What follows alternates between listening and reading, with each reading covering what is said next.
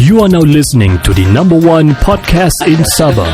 Anda sedang mendengar Kinabalu Podcast. I was gonna rip his heart out. I'm the best ever. I'm the most brutal and vicious and most ruthless champion there's ever been. There's no one to stop me. Praise be to Allah. Coming to you live from Sabah. This is Kinabalu Podcast. Ya, podcast ini dibawakan khas kepada anda oleh Johan, orang Kota Marudu tinggal di Jepun. Yeah, follow Johan's journey mempromosikan Amori Jepun on YouTube.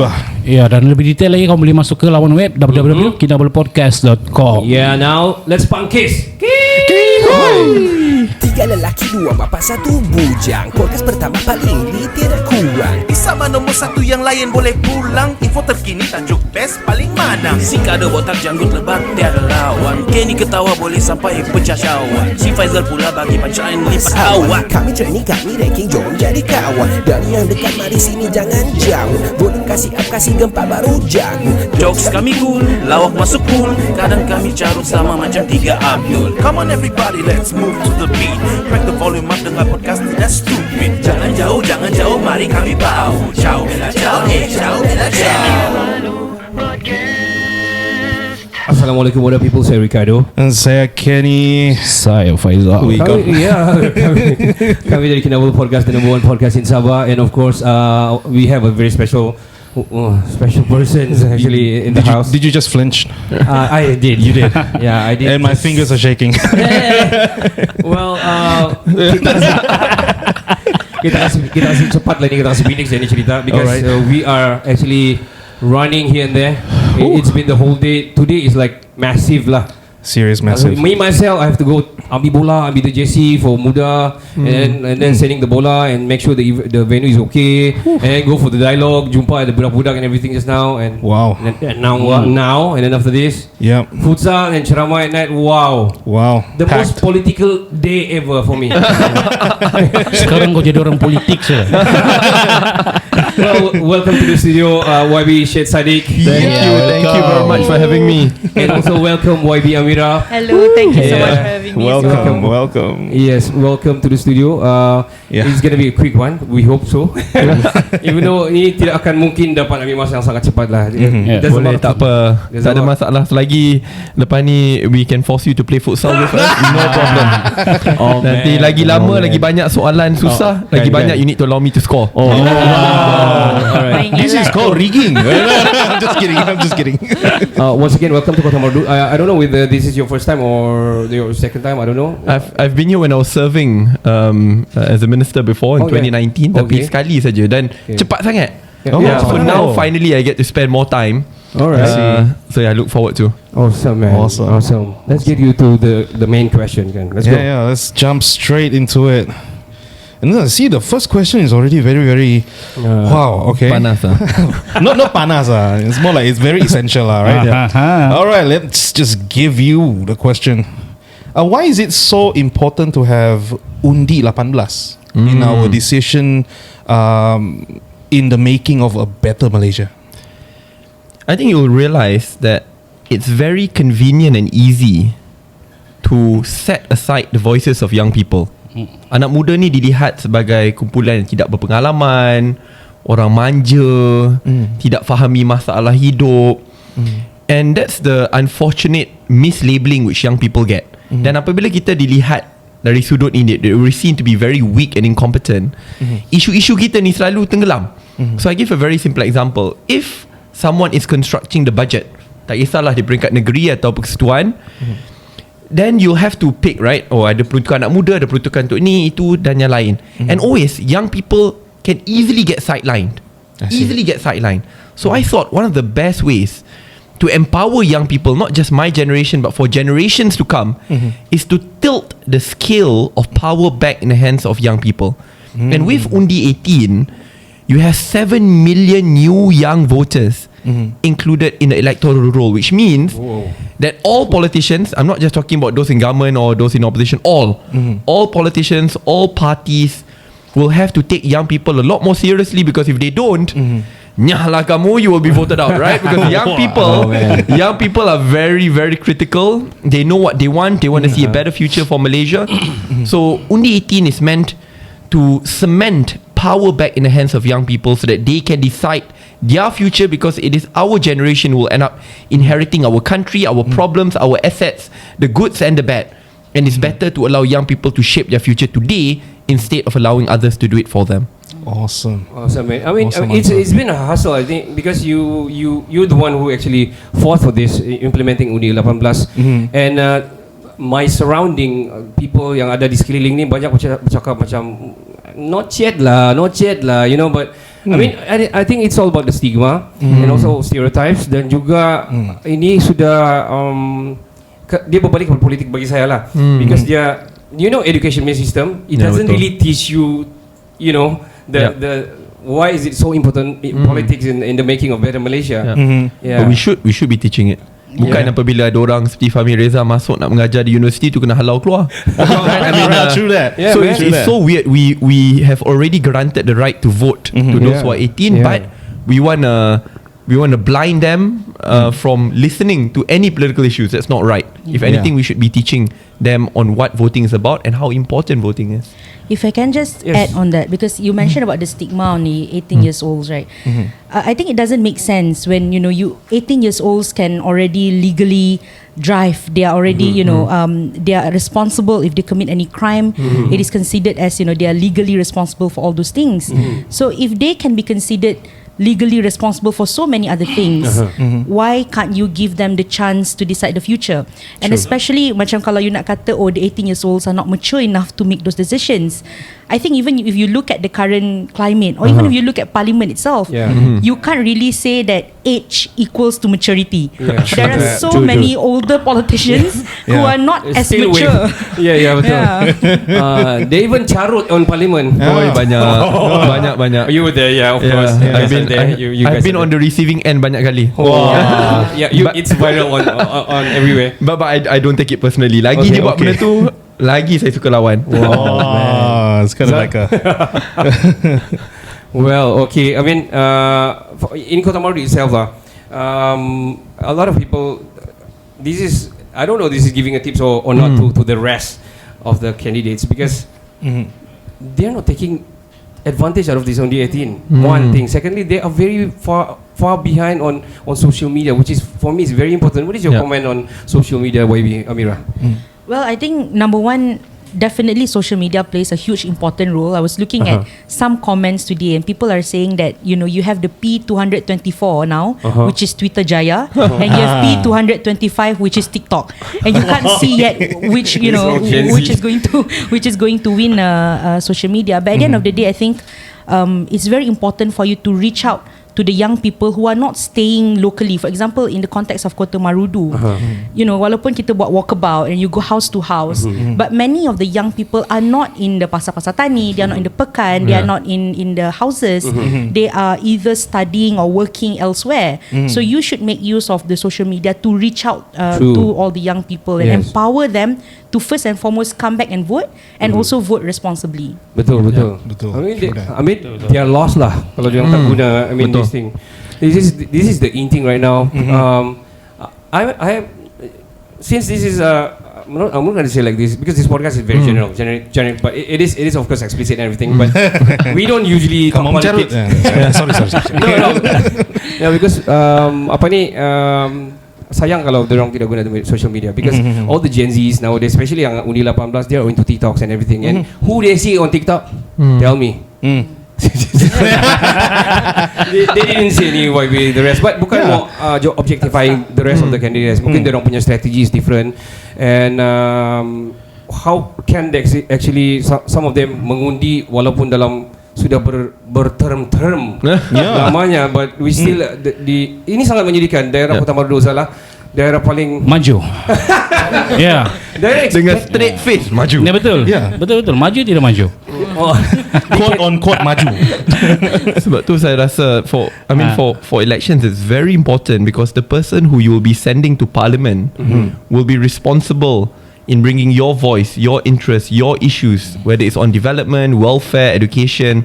Dan jikalau ahli parlimen itu hanya berdiam diri di dalam parlimen, sukar untuk menteri ambil perhatian berkenaan isu-isu yang bermasalah. I mean, to give a very simple example, when I was elected to be a member of parliament in Muar, I use my social media to the max. When there are floods, Immediately I use my social media to get national attention on Muar, so that the ministers will come down to Muar, Wow, yeah. so that I can crowdfund among the public to help the people of Muar.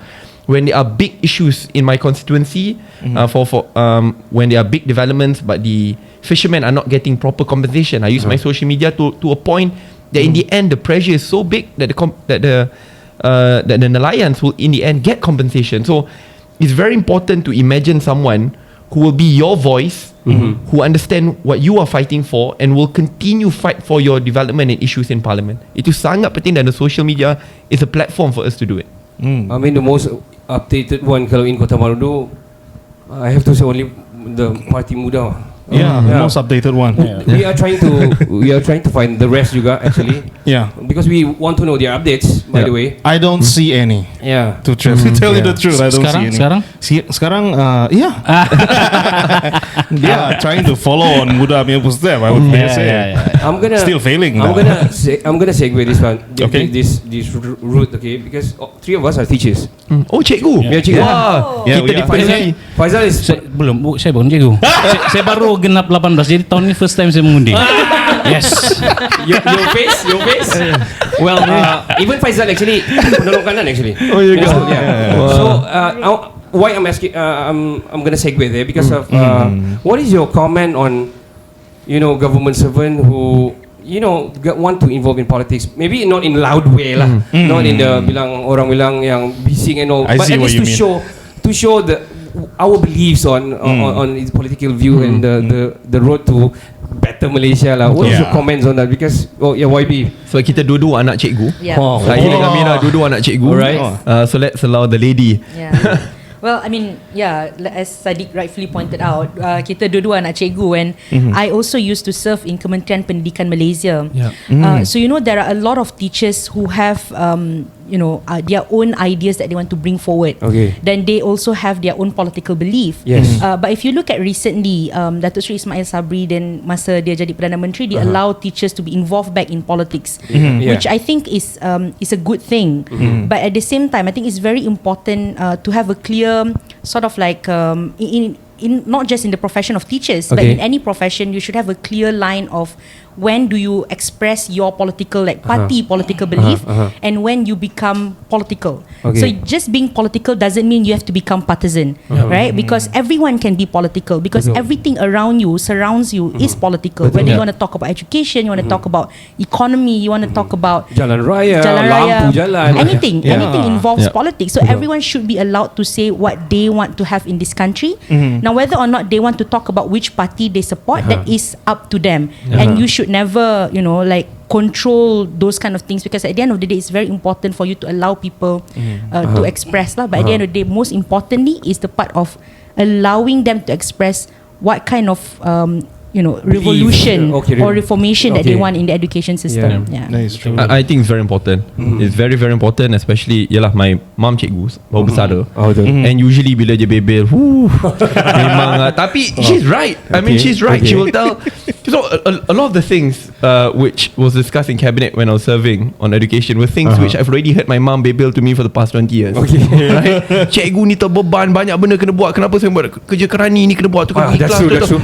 So and then when it was discussed in cabinet, I'm like, oh, I've heard this before. And I said, oh, kita belanja bilion-bilion untuk buat internet dekat sekolah tu, tapi internet tak ada pun susah.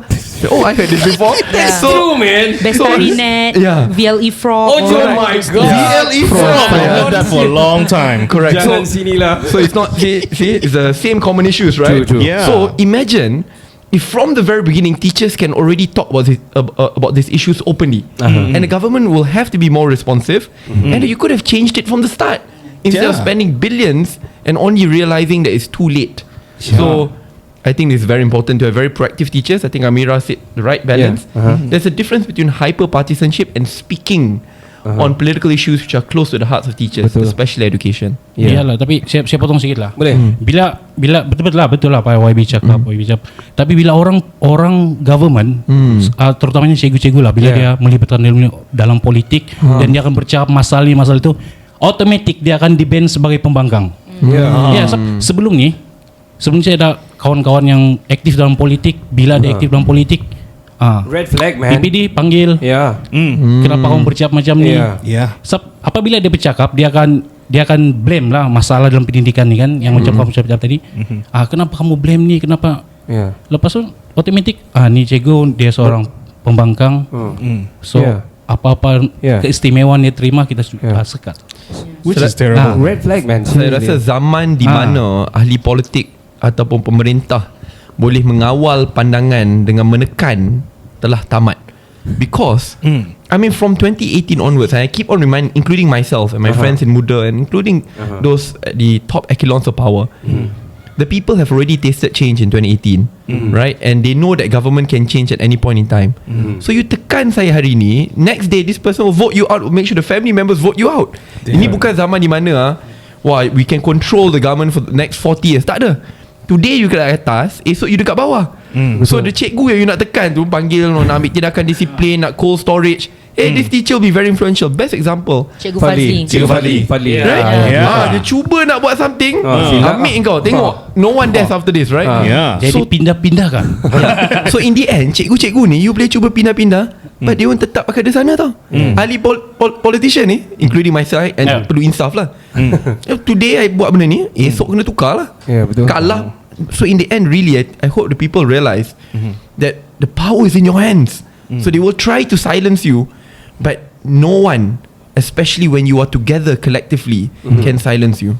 True. Wow, powerful True, words. man. I mean, democracy di Malaysia. I know we perlembagaan, we follow perlembagaan and everything. Yeah. And of course, there's Dok, besok lusa kalau PD tanya, saya jawab macam ni. Thank you YB. Thank you. Lepas tu boleh kata YB Syed Saddiq ke apa? Saya cakap. Tapi kalau dia bagi terus surat Saya kuning, tidak bagi. Dalam YB muda saya jawab. well, sometimes it's actually true because banyak berlaku yang kita dapat surat dan apabila we wanted to express our belief, terus memang kena cop pembangkang. Padahal we want to contribute for better, system in the education. Tapi kita kena, especially kami like me myself, very active in football.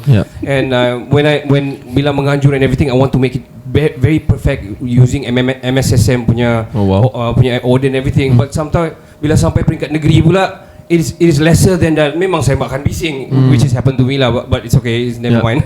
So I mean, it's a better it is better democracy in Malaysia if people can express their beliefs in a political views lah, instead of red flaggings and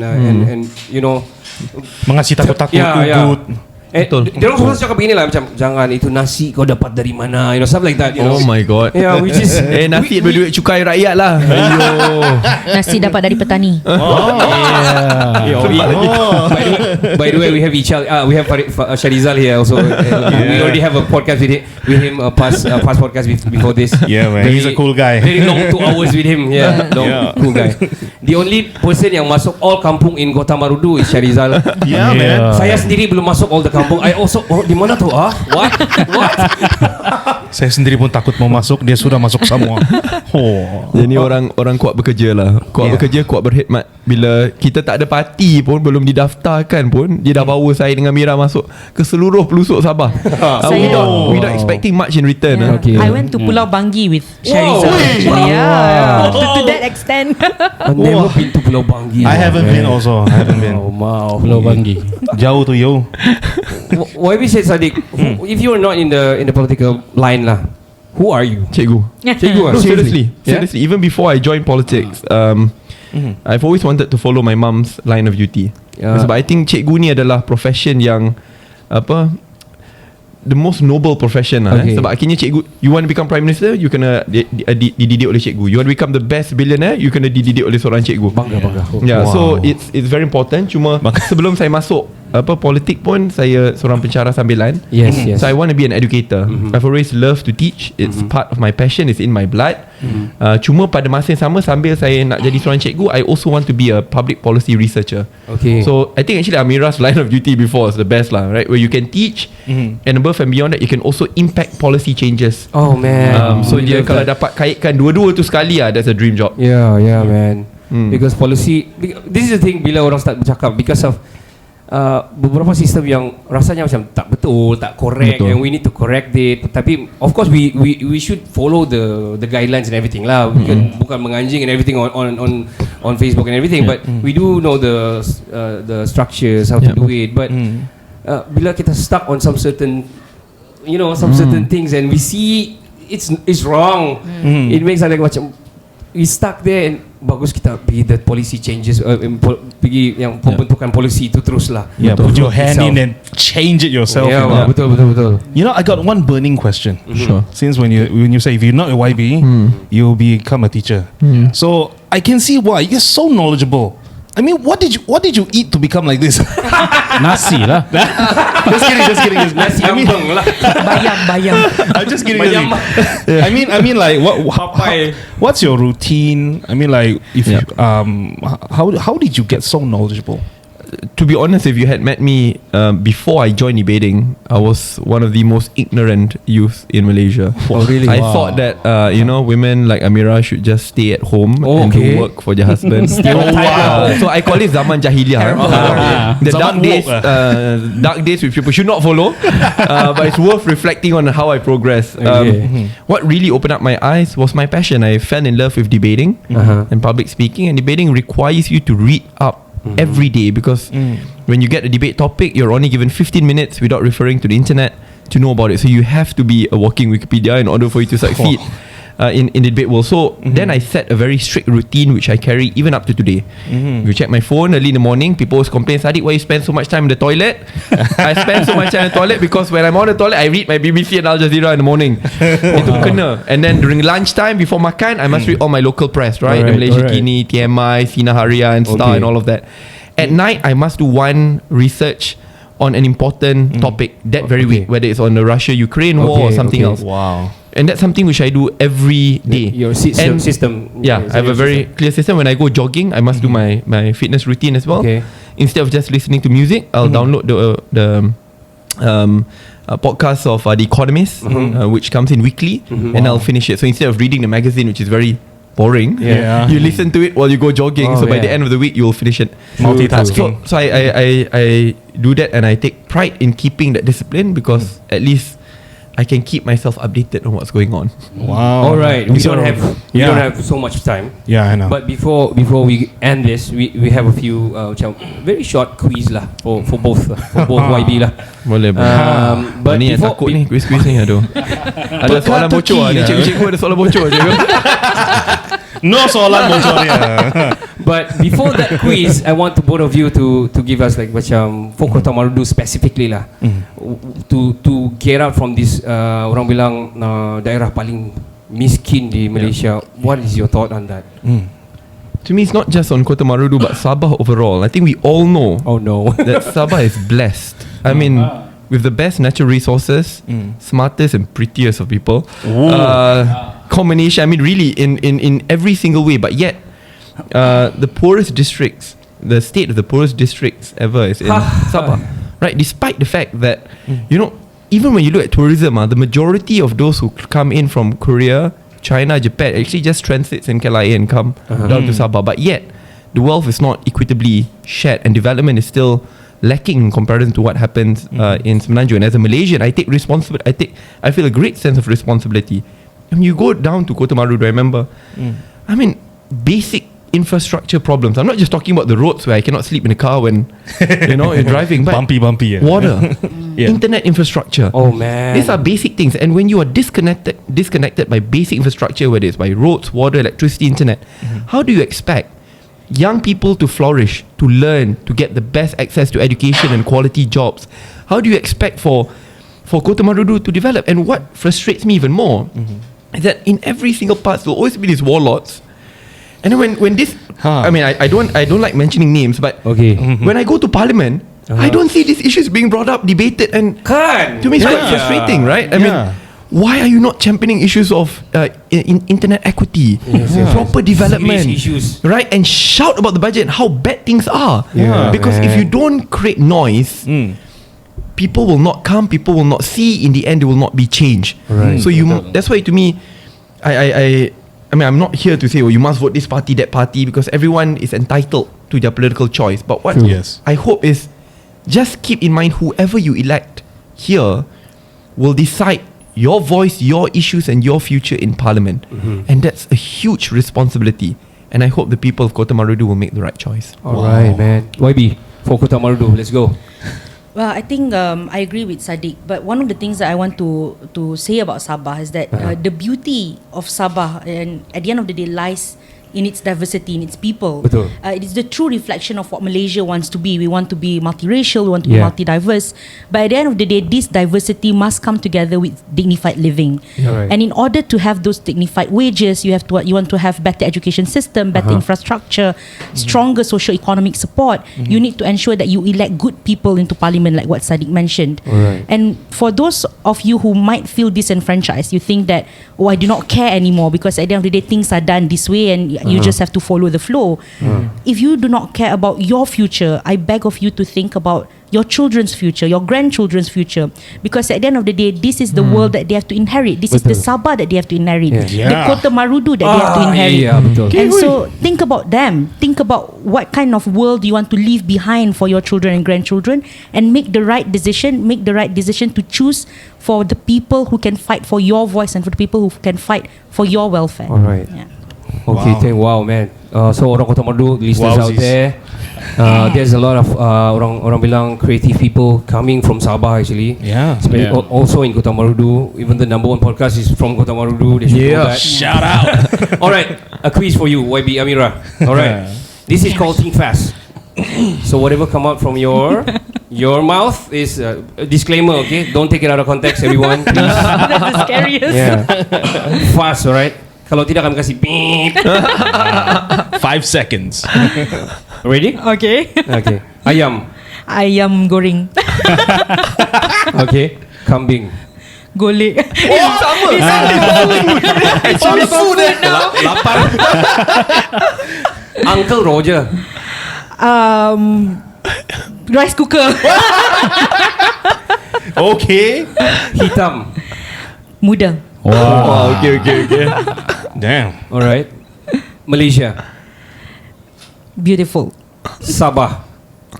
Sabah. Sharizal. The first thing that popped into my Sepatutnya YB jawabnya nih. Kalau tadi Sabah kan dok, maksudnya YB jawab Maju Jaya. itu term lain tu. Betul kah? Kan kata-kata tu suatu doa. Oh ya, amin. Amin. Alright. A few more. Okay, this is going serious. Khairi Jamaluddin. Ooh. One word. Interesting. Okay. Rafizi. Strategic. Najib. Jailed. I almost named you. Mahathir. Complex. Okay, we take the Last one. Masa depan. Orang muda. Alright, let's go. Yeah. Good one from you, Amira. Syed Sadiq, alright. Shout Let's out. go. Yeah. Oh, you are 3 seconds for Sadiq. Just when I thought I could run away. You won't run away from this. This is pick only one. Pick only one. Pick only one, Alright, okay. let's go. Kereta Malaysia, kereta import. Malaysia. Di kampung, di bandar. Kampung. English atau Melayu? English. Rojak atau soto? Rojak. Buku physical or e-book? Physical. Instagram or TikTok? TikTok. Motosikal or kereta?